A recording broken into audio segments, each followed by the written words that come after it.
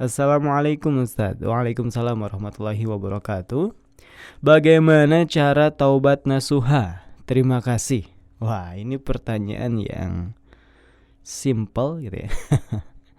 Tapi insya Allah sangat penting untuk kita semua. Terkait jawabannya, silakan Ustaz, bagaimana cara taubat nasuha?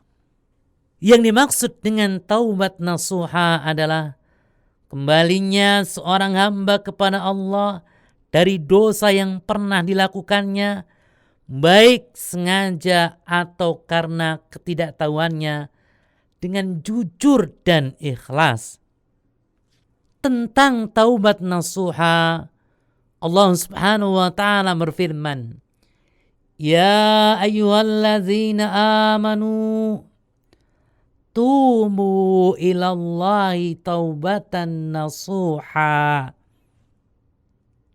Wahai orang-orang yang beriman, bertaubatlah kepada Allah dengan taubat nasuha, taubat yang semurni-murninya.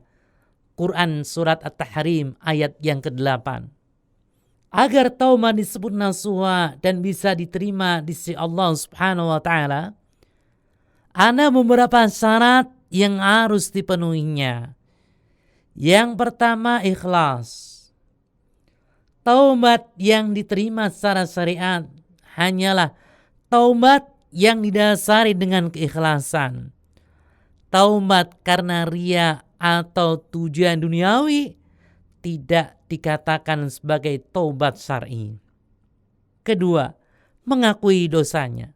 Taubat tidak sah kecuali setelah mengetahui perbuatan dosa tersebut dan mengakui kesalahannya di hadapan Allah Subhanahu wa taala serta berharap selamat dari akibat buruk perbuatan tersebut. Ketiga, penuh penyesalan. Taubat hanya bisa diterima dengan disertai penyesalannya yang mendalam. Keempat, meninggalkan kemaksiatan dan mengembalikan hak-hak kepada pemiliknya.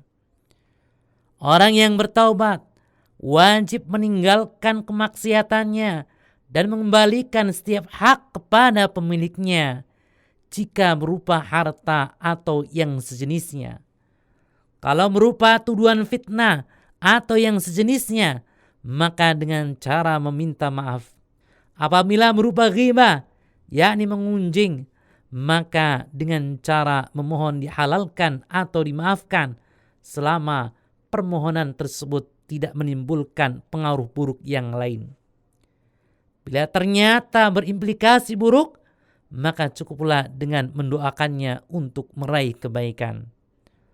Dan syarat yang kelima, masa bertobat sebelum roh berada di kerongkongan atau sakaratul maut dan sebelum matahari terbit dari arah barat.